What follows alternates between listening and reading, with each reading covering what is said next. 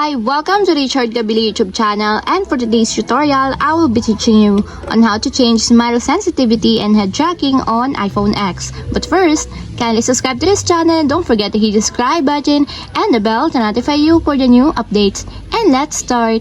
Using your iPhone X from your home screen, first go to Settings. Then in the Settings, scroll down and find the Accessibility and then tap.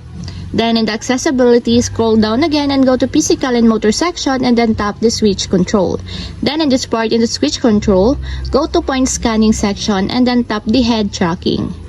Then after that in this part in the head tracking, and then take note, make sure that the head tracking is enabled to activate or enable the actions that you want to change. And then after that in the head tracking, go to action sections and then tap the smile. Then in this part in the smile, tap the sensitivity.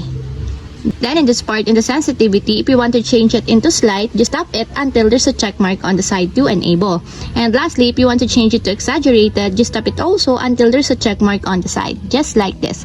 And take note, choose the amount of expressiveness needed to perform the expression. And that's it, we have successfully changed smile sensitivity and head tracking on iPhone X. If you have a question, can you comment down below and don't forget to hit the subscribe button and the bell to notify you for the new updates. And thank you for watching!